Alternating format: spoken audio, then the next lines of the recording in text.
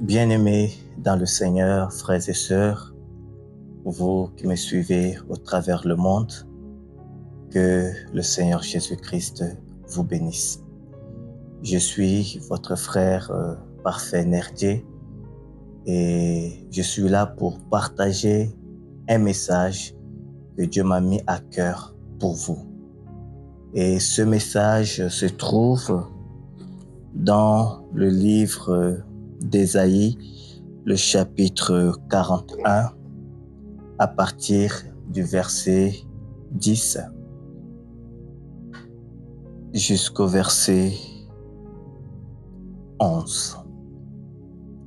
Ne crains rien, car je suis avec toi. Ne promène pas des regards inquiets, car je suis ton Dieu.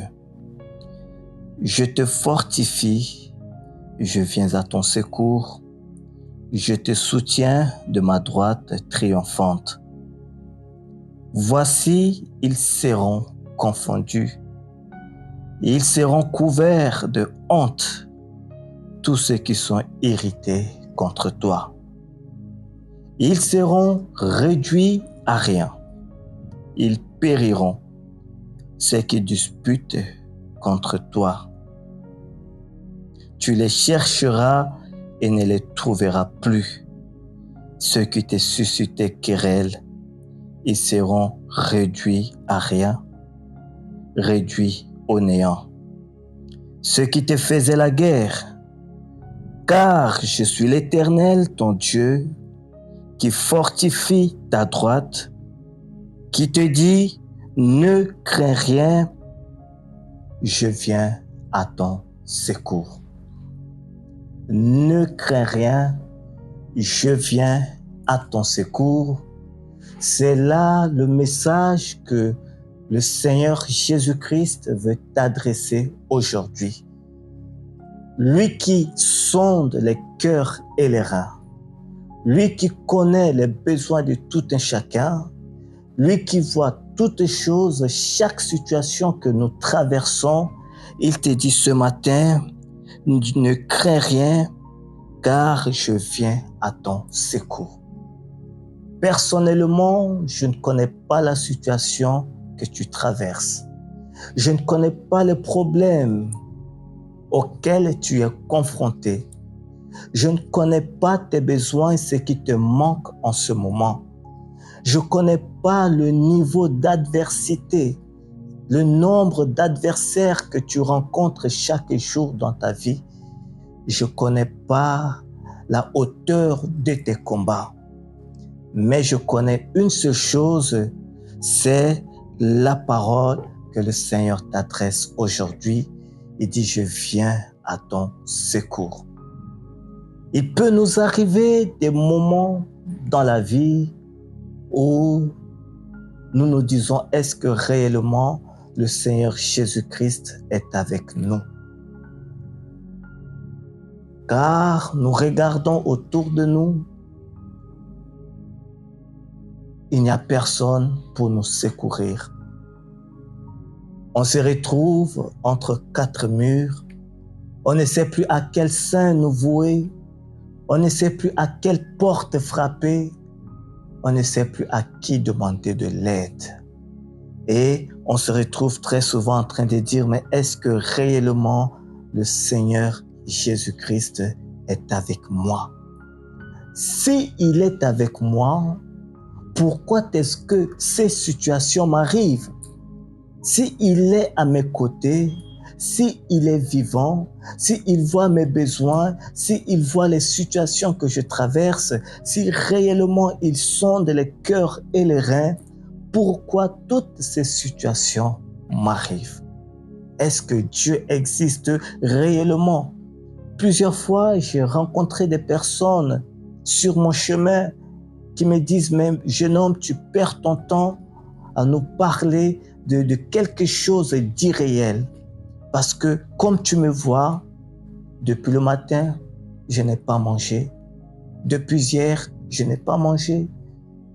Depuis quelque temps, je demande, j'ai un besoin, je cherche de l'emploi, je traverse des situations difficiles. Mais si Dieu est là, si Dieu existe réellement, pourquoi est-ce qu'il ne vient pas à mon secours? J'ai souvent été touché par ces déclarations. Mais bien-aimés, vous devez comprendre une chose est très certaine.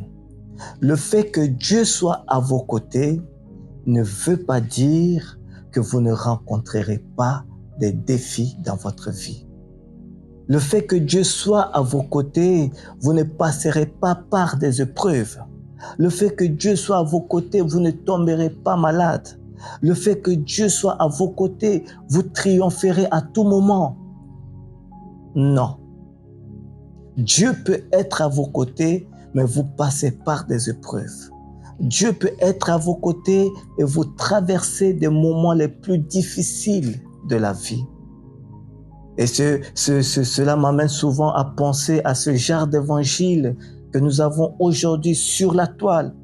On ne dit pas aux gens le réel sens de la vie chrétienne, mais on fait rêver les gens.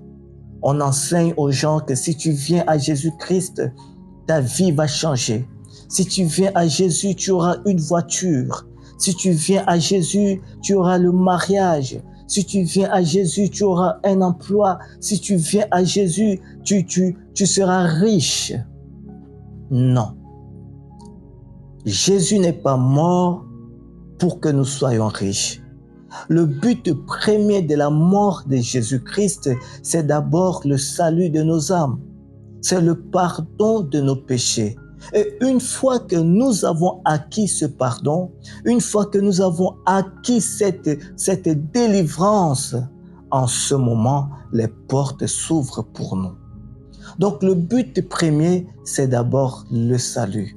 Et beaucoup sont venus à Christ avec pour intention de changer leur situation financière, avec pour intention de changer leur situation sociale. Mais lorsqu'ils arrivent et ils se rendent compte que les choses ne sont pas telles qu'ils avaient imaginé au départ, ils se découragent et ils abandonnent. La vie chrétienne, c'est un chemin d'obstacles. La vie chrétienne, c'est un chemin périlleux. La vie chrétienne, c'est un chemin, une vie de combat. Chaque jour, nous devons combattre. Et nous ne combattons pas contre le sang et la chair, mais nous combattons contre les principautés, nous combattons contre les esprits invisibles. C'est ça la vie chrétienne. Laissez-moi vous donner un exemple allant dans le même sens. Un jour, les disciples étaient en pleine mer. Et dans la barque où ils étaient, Jésus était aussi présent. Mais remarquez une chose, la présence de Jésus dans la barque n'a pas empêché la tempête de souffler. La présence de Jésus dans la barque n'a pas empêché la mer de se soulever, n'a pas empêché la mer de manifester sa colère. Et les disciples, eux-mêmes, ils ont cherché des solutions. Lorsque la tempête a commencé à souffler, au lieu de réveiller Jésus, au lieu d'appeler Jésus sur la scène, au lieu d'appeler Jésus, solliciter son intervention, ils ont voulu faire les choses d'eux-mêmes. Ils ont voulu eux-mêmes trouver une solution personnelle à ce problème. Ils ont commencé à vider la barque. Vider la barque, vider la barque. Mais la tempête devenait de plus en plus forte.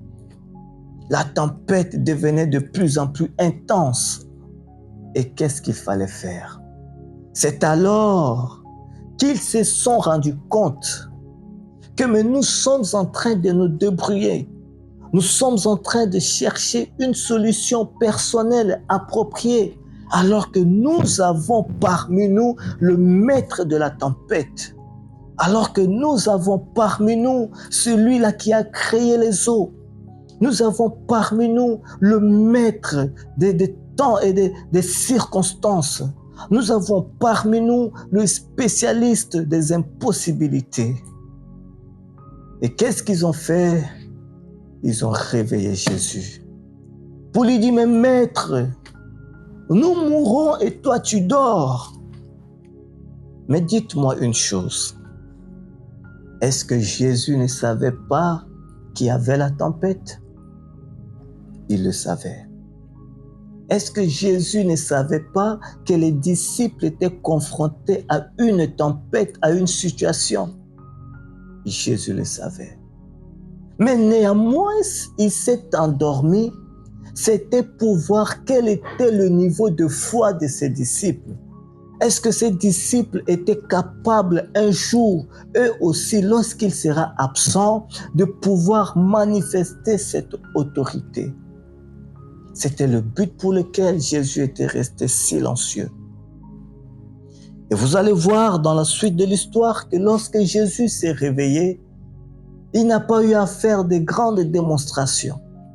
Il n'est pas rentré dans un labo pour étudier la formule, pour arrêter la tempête, étudier. Non, il a simplement dit un mot et la tempête s'est tue. Il a simplement dit un mot et la mer s'est calmée. La tempête a reconnu la voix de son maître. La mer a reconnu la voix de son créateur. C'est pourquoi lorsque ce créateur avait parlé, la mer ne pouvait plus désobéir. La mer a obéi et le calme est revenu. Dieu sait les différentes situations par lesquelles tu passes. Il connaît toutes choses. Il voit tes besoins. Il voit tes manquements. Il voit tes faiblesses. Il voit tes incapacités. Mais s'il te laisse faire face à une situation, c'est pour tester ta foi. C'est pour voir jusqu'où ira ta foi. Pour voir jusqu'où ira ta détermination. Pour voir jusqu'où ira ton courage. Jusqu'où ira ta persévérance. Pour voir jusqu'où tu es capable de tenir. Et il se tient dans le secret. Il t'observe. Alors, face à ces situations, s'il y a une chose que moi je peux te recommander, c'est de toujours prier.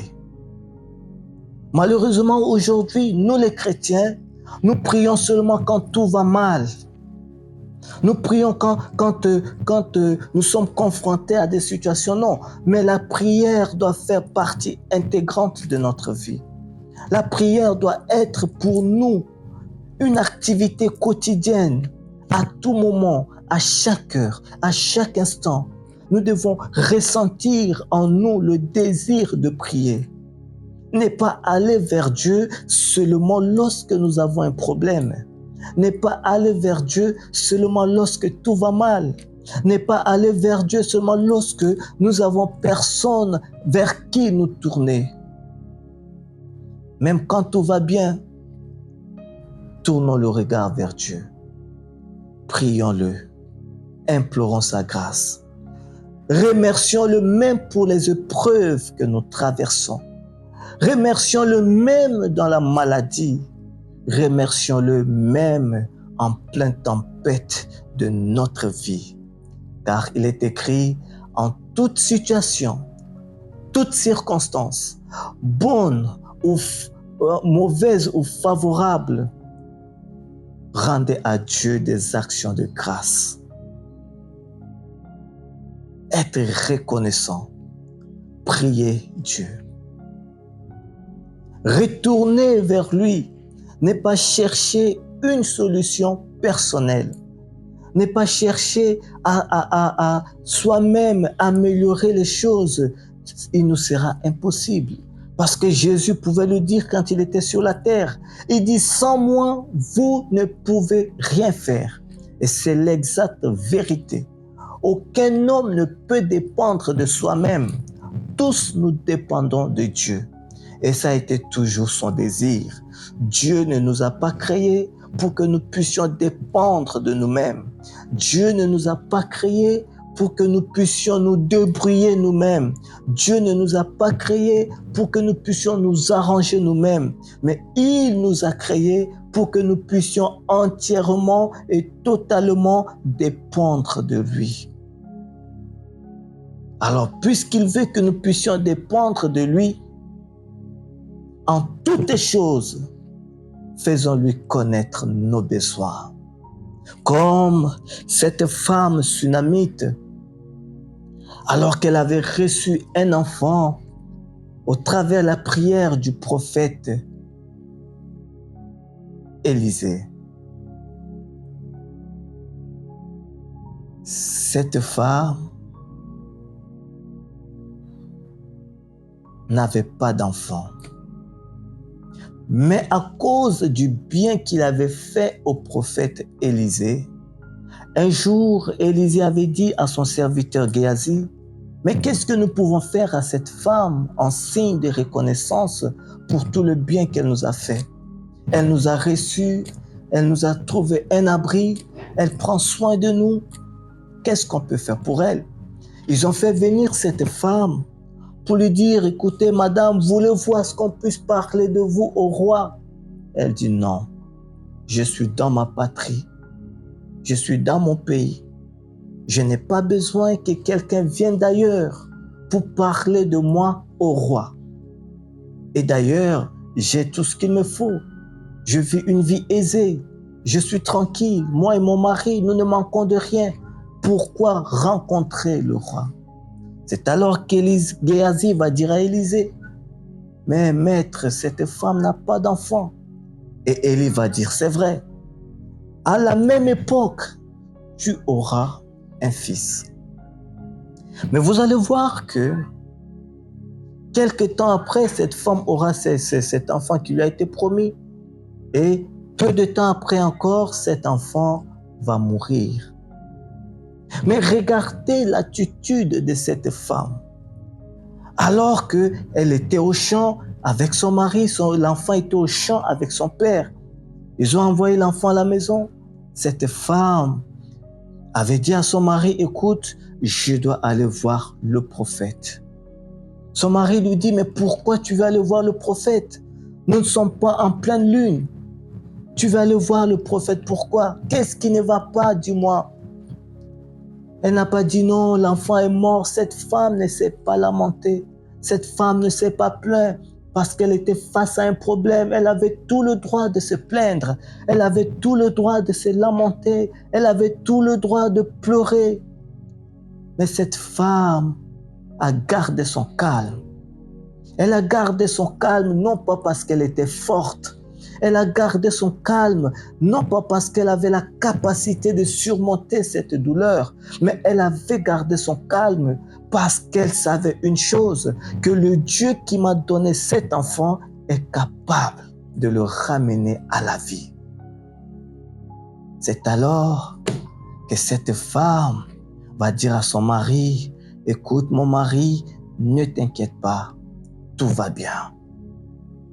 Tout va bien. » Et ça doit être la déclaration que chacun de nous doit faire après avoir écouté cette petite exhortation, que vos larmes sèchent, que ce ne soit plus le moment pour vous de vous lamenter, mais que chacun puisse dire comme cette femme, tout va bien.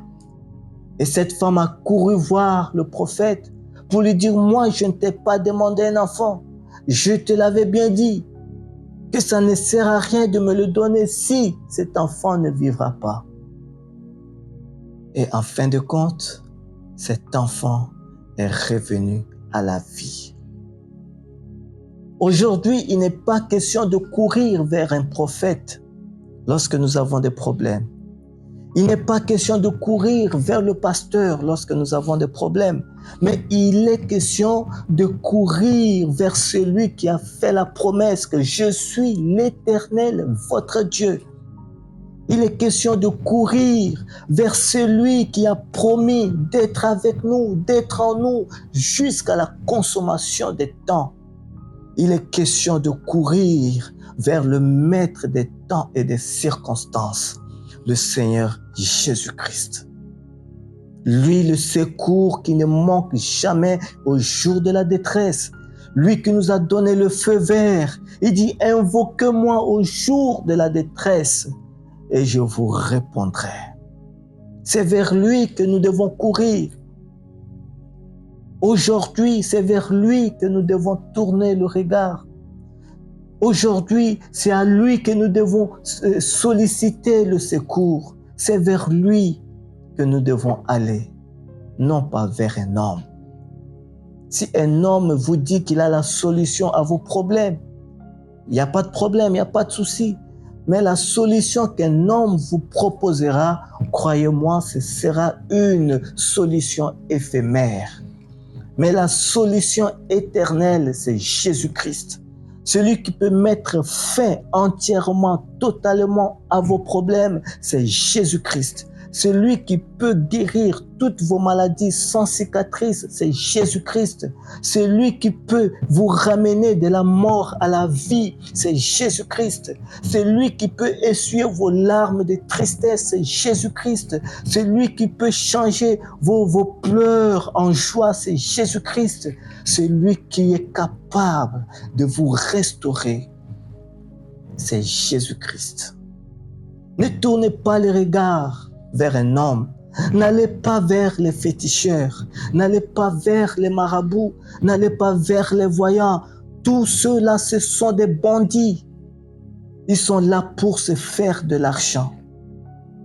La solution qu'ils vont vous proposer, c'est une solution qui nécessite une contrepartie. Mais celui qui est prêt à vous guérir, à vous donner tout le désir de vos cœurs gratuitement, sans rien demander, c'est le Seigneur Jésus-Christ. Et il est là, à vos côtés. Même dans la profonde obscurité, il est là avec vous. Même dans des problèmes les plus durs de la vie, il est là avec vous. Il connaît vos besoins. Il écoute vos prières. Apprenez à lui faire confiance. Apprenez à tourner le regard vers lui et à marcher selon sa parole. Il est là. Il vous écoute.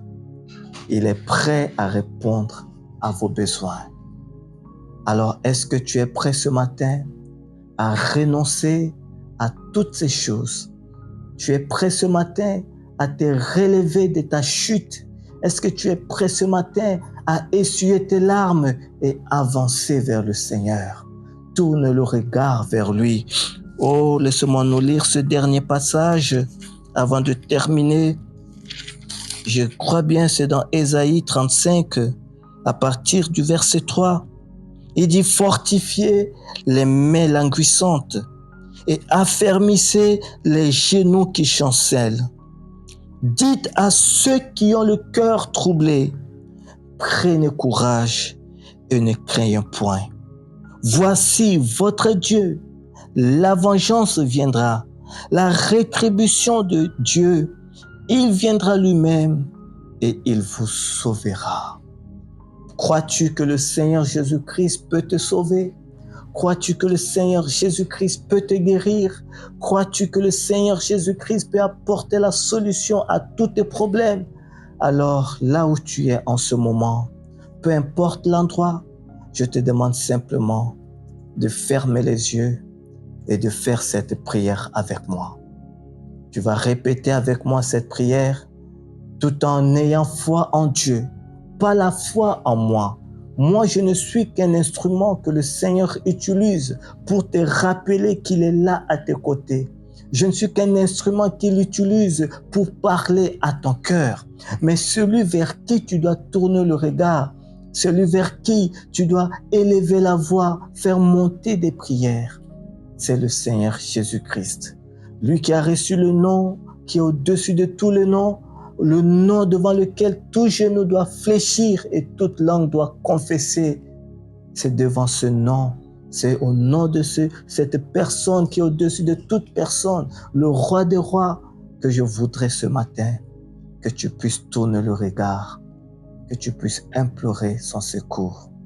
Alors tu vas faire avec moi cette prière. Seigneur Jésus-Christ, oui, je reconnais, après avoir écouté ta parole, que tu es avec moi. Tu es à mes côtés et que je ne suis pas seul. Seigneur Jésus, comme tu l'as dit, donne-moi l'assurance de ta présence dans ma vie. Chaque jour, je veux demeurer avec toi.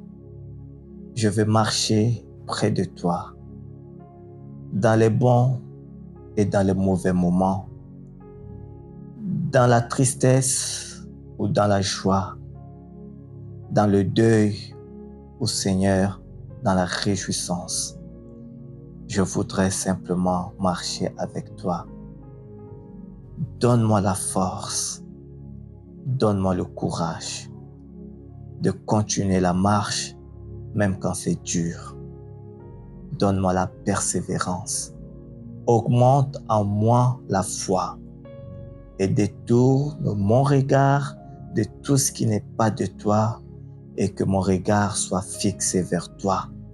Car tu as promis d'être avec moi tous les jours de ma vie.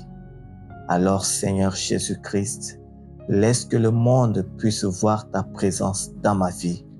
Laisse que le monde puisse te voir pleinement manifester dans ma vie et que ce ne soit plus moi qui vive, mais que ce soit toi qui vives au travers moi.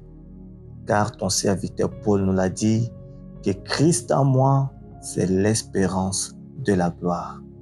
Seigneur, je remets à toi tous mes besoins, je remets à toi toutes mes maladies, je remets à toi toutes mes faiblesses.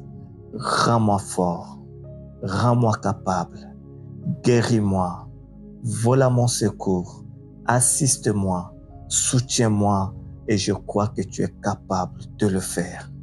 Que ton règne vienne et que ta volonté soit faite dans ma vie, aujourd'hui et à jamais, dans le nom précieux de Jésus-Christ, ce nom qui ne connaît pas d'échec, j'ai ainsi prié et demandé. Amen. Que le Seigneur vous bénisse et que sa paix remplisse vos cœurs. Gardez cela dans votre cœur. Dieu est toujours avec vous. Il voit vos besoins. Il connaît vos manquements. Il connaît vos faiblesses et il est capable de vous relever de vos chutes. Shalom. À nous revoir pour une autre vidéo. Que Dieu vous bénisse.